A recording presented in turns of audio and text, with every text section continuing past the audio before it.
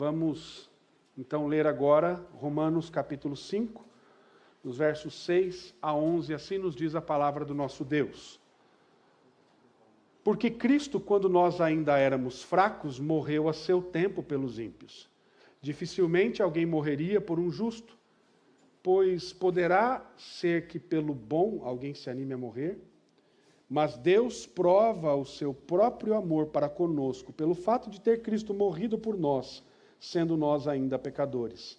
Logo, muito mais agora, sendo justificados pelo seu sangue, seremos por ele salvos da ira. Porque se nós, quando inimigos, fomos reconciliados com Deus mediante a morte do seu Filho, muito mais, estando já reconciliados, seremos salvos pela sua vida. E não apenas isto, mas também nos gloriamos em Deus por nosso Senhor Jesus Cristo, por intermédio de quem recebemos agora a reconciliação. Quero convidar você mais uma vez a fechar os seus olhos, baixar a sua cabeça e vamos orar ao Senhor. Pai, nós te agradecemos pela tua palavra, por esse momento onde nós ouviremos a tua voz, e eu oro, Deus, para que como instrumento do Senhor, o Senhor possa falar ao meu coração, como já tem falado, e ao coração dos meus irmãos. Que as palavras dos meus lábios, o meditar do meu coração, sejam agradáveis na tua presença. Meu Senhor, minha rocha, meu Redentor, amado da minha alma, em nome de Jesus. Amém. Esta é uma fase, um momento da nossa caminhada no ano que temos, que você, muito provavelmente, na data de hoje, quem sabe logo mais à noite, você está esperando assim aquele super presente que você diz assim, eu mereço, né? Eu mereço receber esse presente da minha esposa, né, esposa? Se não comprou, vai no shopping, ainda dá tempo de comprar o presente para mim. Meu marido, se você não comprou o meu presente, dá tempo ainda, vai ficar aberto, porque eu mereço isso, eu mereço ser presenteado. Nós temos esse costume, nós merecemos as coisas e nós desejamos isso. Os filhos ficam pensando, eu também mereço aquele presente de Natal, e assim por diante. Será que esse é um pensamento correto? Eu mereço, eu tenho direito, eu quero, vocês têm que fazer isso para mim? Será que é assim? Será que diante de Deus nós podemos dizer assim, Senhor, eu mereço que o Senhor me abençoe, eu mereço que o Senhor me dê graça, eu mereço que o Senhor derrame misericórdia sobre a minha vida? Qual a visão que você tem de você mesmo, querido? Eu sou uma pessoa boazinha. E se você vai e pega aquela listinha assim, este ano eu fiz isso, fiz isso, fiz isso, fiz isso, fiz isso, por isso eu mereço. Está vendo, Deus? Eu mereço. Será que esta é a visão que nós temos de nós mesmos? Que nós somos bons e justos aos olhos das pessoas, aos olhos de Deus? Será que Deus envia o seu Filho Jesus Cristo porque nós merecemos esse amor? Jesus nasceu porque eu e você merecemos o amor de Deus? Será que é por isso? Nós vamos olhar para a Escritura e pensarmos nessas questões. E eu quero falar com você nesta manhã sobre o Natal. E o que o Natal traz para nós? E o que o Natal traz? O Natal ele traz a redenção em Cristo. Nós estamos avaliando e olhando e expondo esse texto, refletindo no texto de Romanos capítulo 5, e nós já trabalhamos aqui até o verso de número 5, e depois do apóstolo Paulo mostrar os benefícios que acompanham a justificação, porque nós vemos que fomos justificados, pois, mediante a fé. E por conta disso, nós temos paz com Deus, porque nós éramos inimigos de Deus. E nós vimos que por conta dessa justificação, nós temos acesso a Deus. E nós temos esperança. Então, Paulo fala disso nos primeiros 5 versículos, mas agora a atenção do apóstolo Paulo se volta para a redenção, para a expiação, em Cristo Jesus. Porque Cristo, quando nós ainda éramos fracos, morreu a seu tempo pelos ímpios. E aqui é interessante que Paulo discute o quanto da nossa expiação, o momento na história em que a redenção do povo de Deus foi realizada. Paulo, ele fala sobre o quando desta realização, dessa redenção, dessa expiação, de duas maneiras. A primeira diz respeito à nossa condição. Quem é que nós somos? Será que nós merecemos esse amor? E a segunda diz respeito ao amor de Deus. E aqui nós começamos a olhar para a história da redenção, sobre a grande história da redenção, e nós pensamos em que ponto da história pessoal Cristo se ofereceu na cruz. E a primeira questão que nós precisamos compreender para entender a redenção que nós temos em Cristo com a chegada do Messias é a nossa condição diante de Deus. Qual é a minha condição? Qual é a sua condição diante de Deus? Será que de fato nós merecemos alguma coisa? E, em primeiro lugar, Paulo nos diz que Cristo ofereceu, Deus envia Jesus Cristo, Cristo se oferece quando nós ainda éramos fracos. E qual é a ideia do texto quando o apóstolo Paulo usa essa expressão, fracos? A ideia é impotentes, pecadores. Essa é a ideia. É importante nós compreendermos aqui a nossa condição diante de Deus. Porque às vezes nós temos uma percepção totalmente equivocada de quem nós somos. E nós, de fato, vamos chegar com esse pensamento dizendo assim, Senhor, eu mereço alguma coisa. Eu tenho direito. Porque a Bíblia diz que o Senhor me amou. Mas quando o verbo de Deus se fez carne, nós temos que compreender o propósito. E para isso é fundamental compreendermos a nossa condição diante de Deus. Qual o propósito do verbo de Deus ter se encarnado? Por que o Messias veio a esse mundo? E uma das doutrinas bíblicas fundamentais do cristianismo refere-se ao pecado original, aquilo que eu estava falando com as crianças aqui. E o impacto sobre a nossa vida com Cristo. E o pecado original não se refere necessariamente ao primeiro pecado cometido por Adão e Eva, mas às consequências desse pecado pelo qual Deus infligiu corrupção a toda a raça humana. Nós nos tornamos corruptos, pecadores. Então toda a descendência de Adão e Eva nasce num estado de morte espiritual, de corrupção moral. Nós estávamos mortos nos nossos delitos e pecados. E muitos estudiosos, muitos teólogos vão discutir qual é o grau dessa corrupção. Até que ponto nós decaímos da nossa retidão original, de como Deus nos criou de maneira perfeita. E na história da igreja, nós vemos esse embate teológico.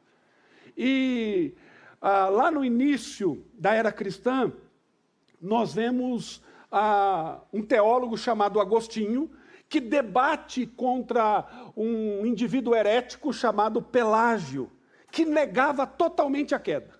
E o ponto fundamental ensinado por Agostinho era que a devastação provocada pelo pecado é tão grande que penetra tão profundamente em nossa alma que somos deixados num estado de morte espiritual. E o que significa isso? Morte espiritual significa que, embora ainda eu e você estejamos vivos biologicamente, você pode dizer assim, como assim morto espiritualmente? Eu estou aqui, ó, você não está me vendo? Belisca aqui para ver se não dói. Dói. Mas embora nós estejamos vivos biologicamente, embora nós tenhamos faculdades que permaneçam intactas, como o cérebro, a mente, as afeições, a vontade, a nossa humanidade foi tão prejudicada pela queda que o nosso estado, por natureza, é incapacidade moral. A noção dessa incapacidade moral é a seguinte: nós fomos mergulhados tão profundamente no pecado que não temos, de modo algum, capacidade moral para nos inclinar em direção às coisas de Deus. A gente não consegue fazer isso. Se Deus, em sua misericórdia, se Deus, em sua graça, nos oferecesse, se Ele não nos oferecesse o perdão, a salvação em Cristo Jesus, não há nada, absolutamente nada, que eu e você possamos fazer para trabalhar o nosso coração, para que ele se incline ao Senhor. Então, este é um ato divino. Nós nunca, se Deus não movesse na nossa direção, se Ele não enviasse Jesus, nós jamais buscaríamos a Deus, por conta da nossa corrupção moral. Simplesmente nós não temos capacidade moral para isso. Temos o poder volitivo para escolher o que desejamos em qualquer circunstância, mas o pecado, ele é tão profundo que não sentimos mais qualquer desejo por Deus, ou qualquer falta do Evangelho ou de Cristo. Nós não temos esse desejo naturalmente.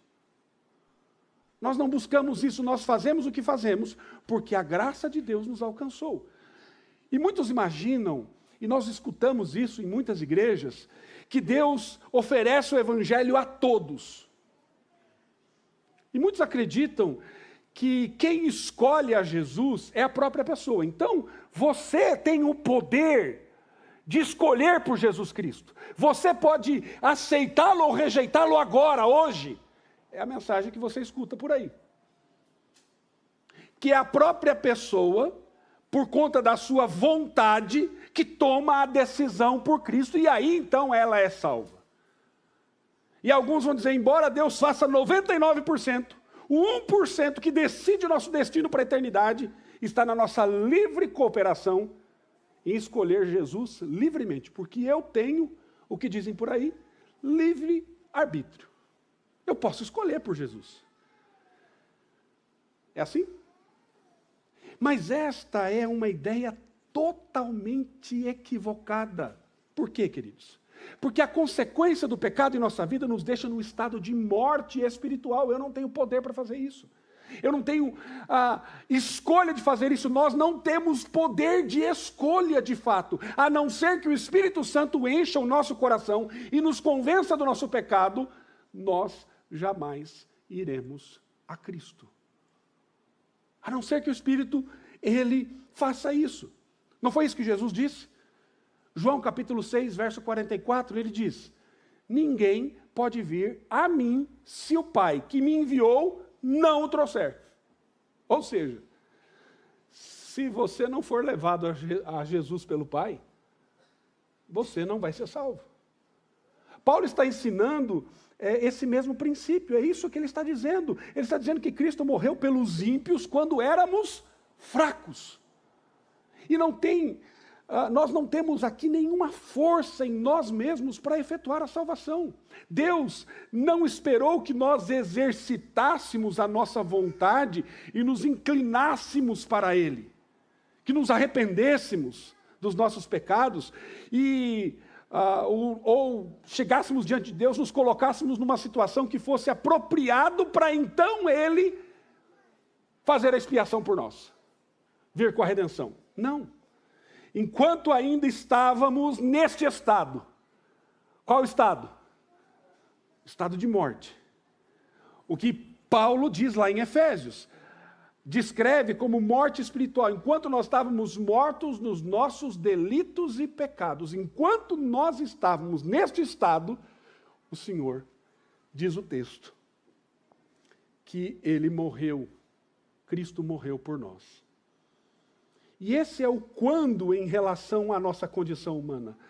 No que diz respeito ao quando histórico, naqueles dias, diz a palavra de Deus no Evangelho de Lucas, que foi publicado um decreto por César Augusto, convocando toda a população do império para recensear-se. E esse primeiro recenseamento foi feito quando Quirino era governador da Síria. Isso é uma parte integrante da narrativa do Natal, queridos, no Evangelho de Lucas. O importante nesse caso é que Cristo veio ao mundo num tempo real e numa história real.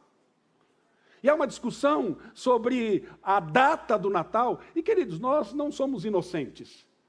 Nós sabemos, historicamente, que a data de 25 de dezembro necessariamente não é o dia que Jesus nasceu. Então não se iluda nesse sentido. Nós sabemos disso, que Constantino, havia uma festa solar dos romanos, e aí então ele institucionaliza essa data. Mas o ponto aqui, queridos, é que Cristo veio no tempo real, na história real. Ele nasceu. Não acontece fora do âmbito do espaço e tempo. Cristo veio, diz a Escritura, na plenitude do tempo. Ele nasceu na data exata e no lugar exato que o Pai havia decretado. Na hora exata que o Pai havia decretado. E ao longo de todo o Antigo Testamento, na ação de Deus ministrando ao seu povo, criando para si mesmo uma nação que vem de Israel, ao lhe dar a lei, os profetas, ministrando a eles ao longo de toda a sua peregrinação, Deus estava amadurecendo a história para o momento em que Cristo veio. E ele veio, diz a Bíblia, a seu tempo. Morreu a seu tempo. E quando nós lemos as narrativas dos evangelhos sobre a morte de Cristo, nós começamos a olhar as maquinações políticas acontecendo nos bastidores. Caifás, Pilatos, Herodes, todos ali dão o seu palpite. Os soldados conspiram, o sinédrio se envolve, pagam dinheiro para Judas, para ter certeza de que tudo aconteceria. E Deus sabia, desde a fundação do mundo, que aquele era o dia ordenado. O dia que ele havia ordenado. E todas as coisas se reuniram em conformidade com a providência divina, de modo que numa data específica, Cristo iria nascer, mas Cristo iria morrer. Sempre que Paulo fala sobre a morte de Cristo, ele menciona o seu propósito. Paulo não encara a morte de Cristo como uma tragédia acontecida na história dos afazeres humanos. Ele não a vê como uma terrível destruição de um homem inocente pelas mãos de um clero corrupto e de um corpo político em Jerusalém. Queridos, não é isso. Se você olhar a história nessa ótica, você está perdendo o propósito central da história da redenção. Há uma razão por que Cristo morreu ao seu tempo. Há uma razão por que Cristo morreu ao seu tempo. A morte de Cristo não aconteceu simplesmente para demonstrar o amor de Deus ou para apresentar algum tipo de influência moral sobre o universo, mas ele morreu pelos ímpios, diz o texto. E é fácil chegar à conclusão, sendo que estamos na categoria de ímpios. Cristo morreu por nós. É verdade que Cristo morreu pelos ímpios. Todos aqueles por quem Cristo morreu estão contados entre os ímpios. E novamente nós somos confrontados agora com mais uma das controvérsias da teologia e da história da igreja, que se apresenta a todas as gerações. Cristo morreu por todos os ímpios?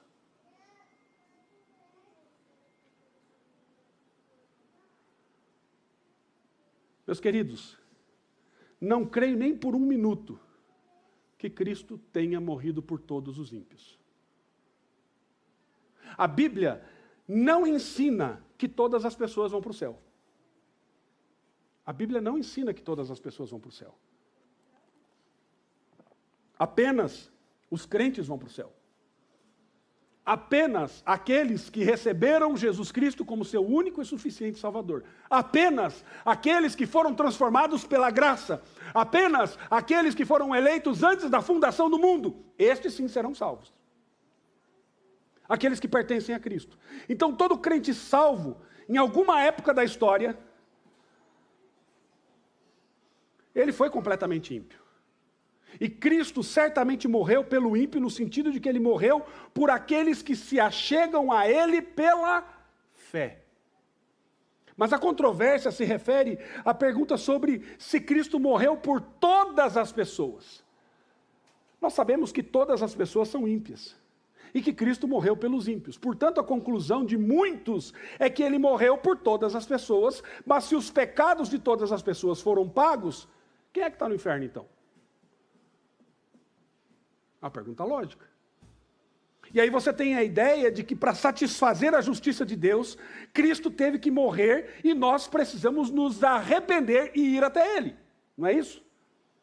E nesse caso, a morte dele, então não cobriria todos os pecados. Porque o pecado da descrença estaria excluído. Percebe? Se realmente nós cremos que Cristo morreu por todos os pecados de todas as pessoas e, portanto, a sua expiação foi eficiente, então teríamos que concluir que ele morreu por todas as pessoas igualmente e todas as pessoas estarão no céu. Porém, olhando para a Escritura, a Bíblia nos dá poucas razões para crermos nisso. A Bíblia não ensina que Cristo morreu para tornar possível a salvação.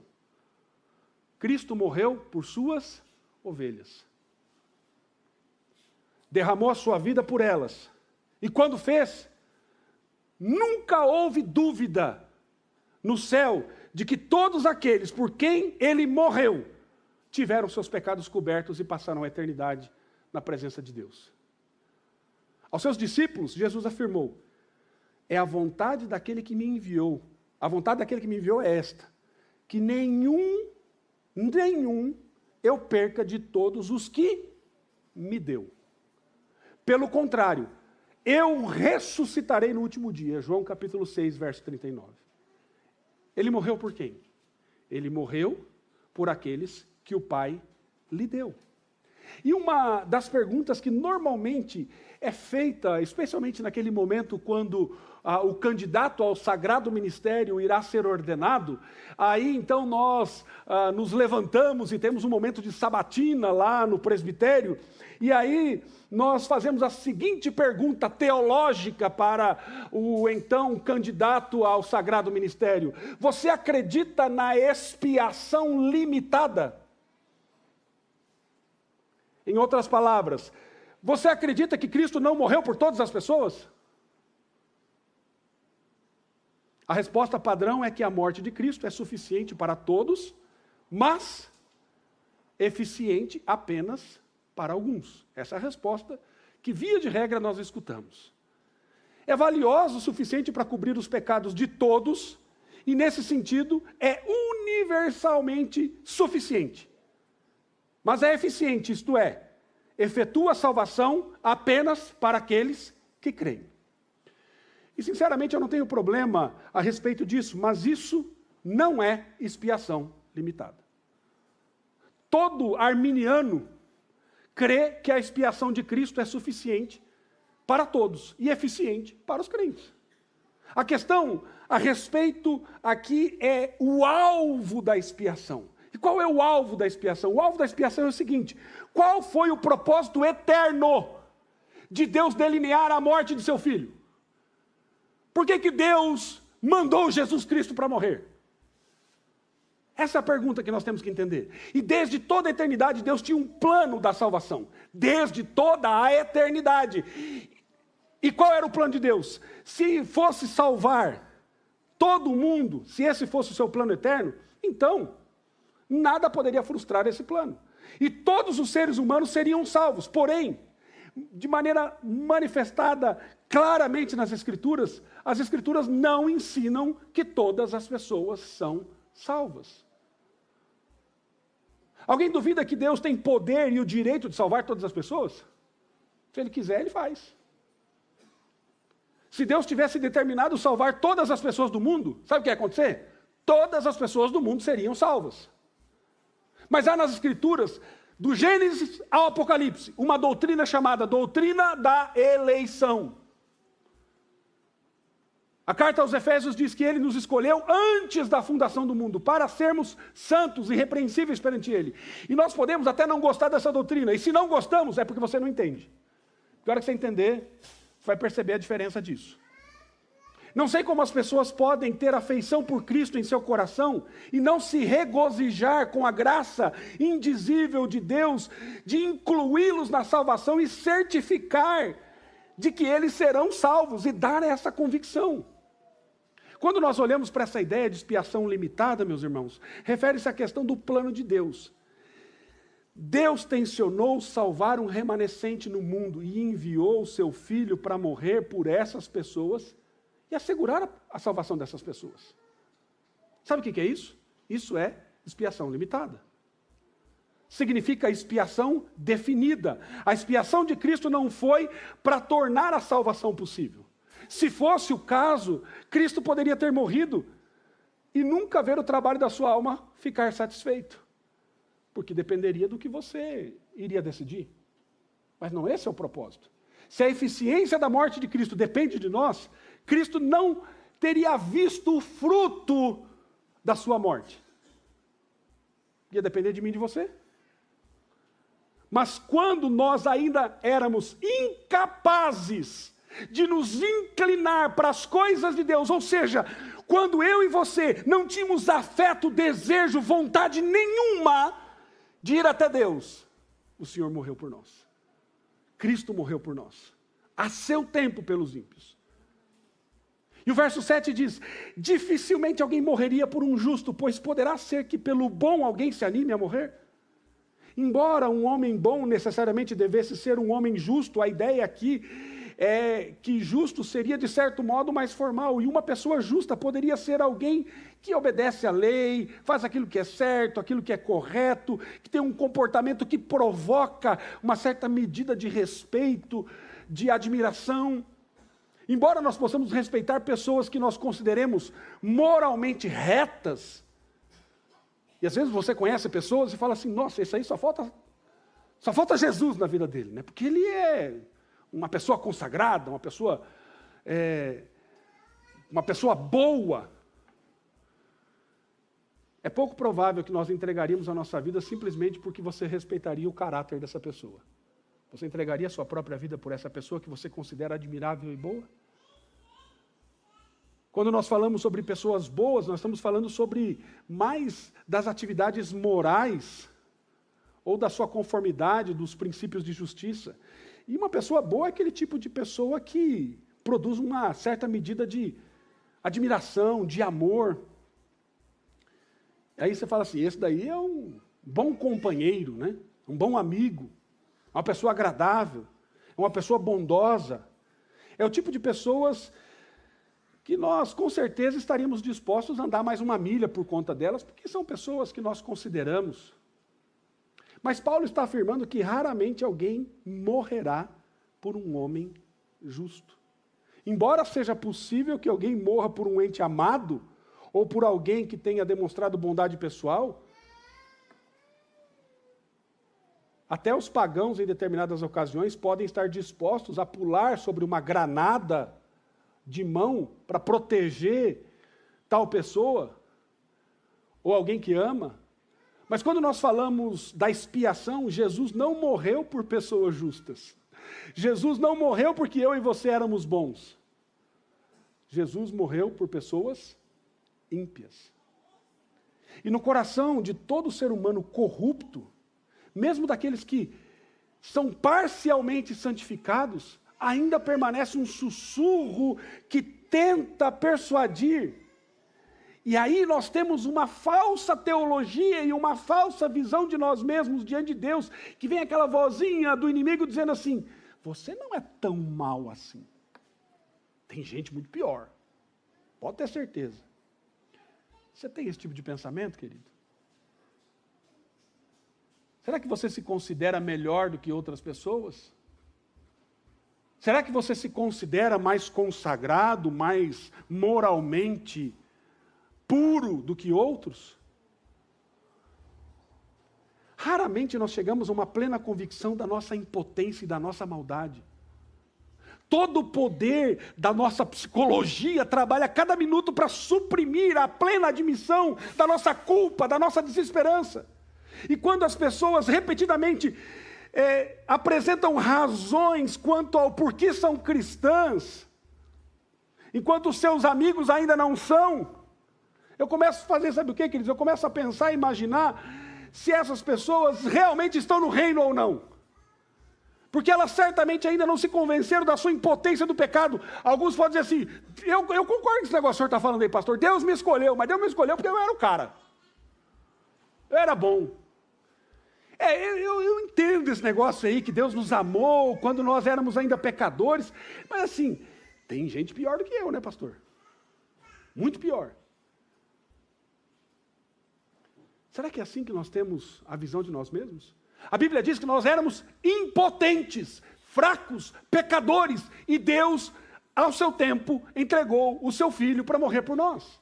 Essa é a nossa condição, queridos. A nossa condição é de um estado de miséria, de não merecer nada, absolutamente nada. E o que nós temos é pela graça de Deus. O Senhor vem, derrama o seu amor por nós, porque antes da fundação do mundo Ele nos amou. E se você está aqui, se você recebeu a Cristo, é porque Ele amou você e você faz parte deste povo. Agora, eu sei quem faz parte desse povo? Não sei, por isso eu prego o Evangelho. E por isso tem eficácia na evangelização. Por quê? Porque se dependesse das pessoas, eu ia ficar perdendo meu tempo? Não, porque não sou eu que convenço a pessoa. É Cristo que transforma. É o Espírito Santo que convence. Então o que eu tenho que fazer? Pregar o Evangelho. O que você tem que fazer? Pregar o Evangelho. Durante anos, oramos pela vida do meu pai. Durante anos. E como eu já disse aqui, eu condenei aquele miserável para o inferno várias vezes. Eu não quero nada com nada, esse miserável. Porque durante anos eu achava que eu conseguia convencê-lo. Que eu ia conseguir convencê-lo. E eu não consegui. Quem é que convenceu? Deus. E pela graça eu creio que ele foi salvo. Porque 6 meses antes de morrer, ele entregou a vida a Cristo. Eu queria que tivesse sido diferente. Mas não foi. Queria meu pai comigo na igreja, louvando a Deus, adorando, mas ele não veio. Quando estava doente, já, como diz lá na minha terra, só o pó da gaita. Aí Deus transformou a vida dele. Por que assim? Não sei. Mas, querido, eu quero dizer uma coisa para você. Não canse de pregar o Evangelho. Por quê? Porque é através da pregação do Evangelho, da nossa pregação, que Deus vai chamar os seus eleitos. Eu sei quem é eleito? Não sei, por isso eu prego. E eu tenho que continuar pregando. E a eficácia da salvação irá se cumprir na vida dessas pessoas. Então nós temos que pregar o Evangelho onde nós estivermos. Onde nós estivermos. Primeira coisa é a nossa condição diante de Deus. Pecadores, impotentes. Mas a segunda coisa que nós vemos aqui, verso 8.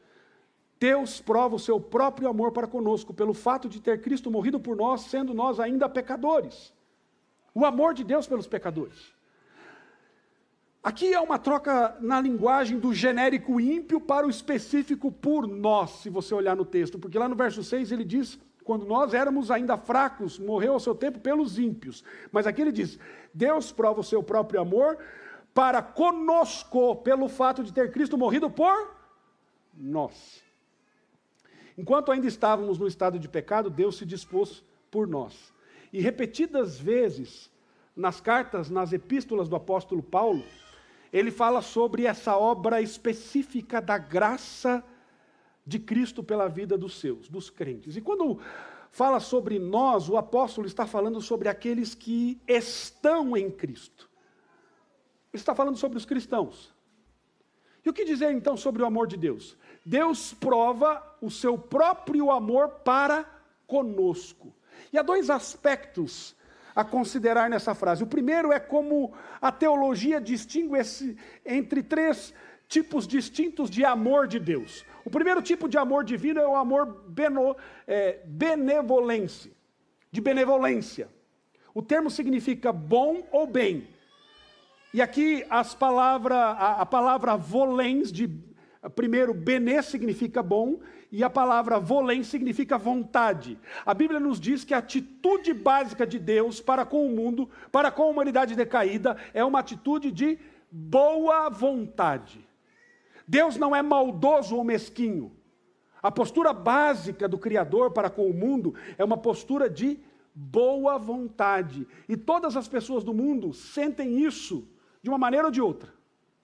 O fato de que as pessoas estão vivas nesse mundo é uma indicação da boa vontade de Deus.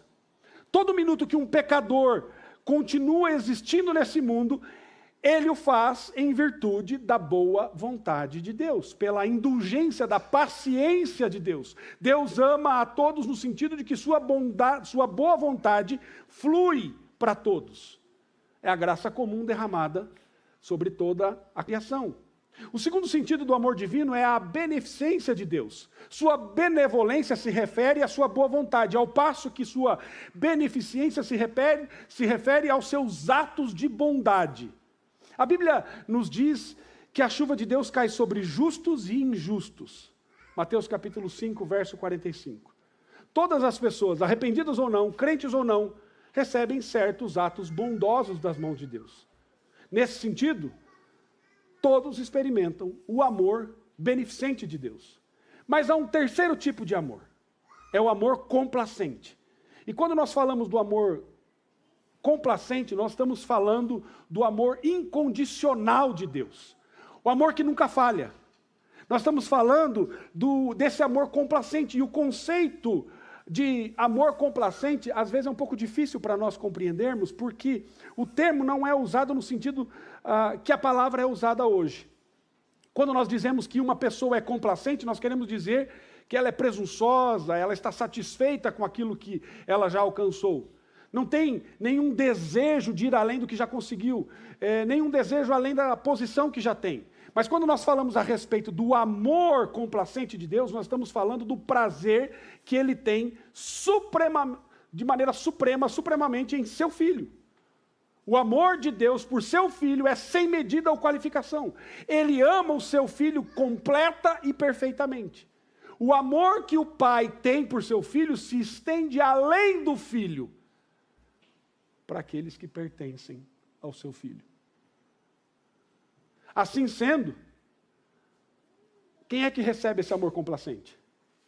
Só aqueles que creem em Jesus. Não recebem por causa de algo que exista neles, mas somente porque Deus confere dádivas ao seu Filho. Deus ama seu Filho com amor de complacência e demonstra esse amor complacente por nós, em que Cristo morreu por nós, sendo nós ainda pecadores. O segundo aspecto em relação aqui é que Deus prova o seu próprio amor para conosco. E este amor que Deus prova está relacionado, sabe o que, querido? A ira satisfeita. A posição bíblica é que, embora o Filho venha e satisfaça a justiça de Deus, assumindo a ira de Deus sobre si, ele vem porque o Pai o envia. Isso é muito importante você entender, meu amado. Este é o propósito desde toda a eternidade. Um propósito para o qual o Filho dá sua total concordância. Assim como faz o Espírito. Isso é chamado de pacto da redenção. Desde toda a eternidade, há um só propósito, há uma somente na Trindade. E isso é fruto do amor de Deus. E quando nós pensamos em salvação, nós temos que ter em mente sobre do que nós somos salvos. O conceito de salvação na Escritura, o conceito de salvação na Bíblia, nós vemos que o sentido mais rudimentar de salvação é o de ser resgatado de uma calamidade, de uma dificuldade. E quando nós somos restaurados, por exemplo, de uma enfermidade, nós estamos salvos dos efeitos dessa enfermidade. Se nós experimentamos uma vitória numa batalha, somos salvos da vergonha da derrota. Essa é a maneira em que a palavra grega para salvação é usada no Novo Testamento. Sempre que alguém é resgatado de uma catástrofe, ele experimenta salvação. Mas então, há uma importante doutrina da salvação, que fala de salvação no seu sentido último, no qual somos resgatados da pior de todas as catástrofes. E sabe qual é essa catástrofe? A ira de Deus. A ira de Deus. Infelizmente, a igreja não crê mais nisso. Muitos creem num Deus que não sente ira. Mas se Deus não tem ira, não tem necessidade de Cristo ter vindo ao mundo. Não tem necessidade de Natal. Não tem necessidade do nascimento do Messias. Não tem necessidade de o Cristo se encarnar, habitar entre nós. Não tem necessidade disso. Se Deus não sente ira, não há razão para a salvação. Os não crentes dizem, isso é bom para vocês, mas eu não preciso de Jesus. Entretanto, não há nada no céu ou sobre a terra que eles necessitem tanto quanto Jesus. Enquanto as pessoas permanecem despreocupadas a respeito da ira de Deus, não sentirão nenhuma necessidade de ir até Jesus, porque nós somos salvos da ira de Deus. É disso que nós somos salvos.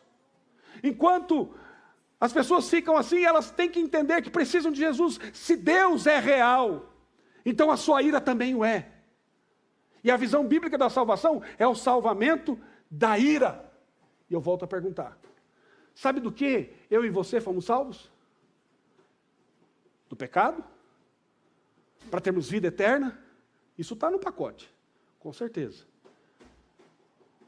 É Deus quem salva as pessoas. Mas sabe do que nós somos salvos? Numa palavra, eu e você, nós fomos salvos de Deus.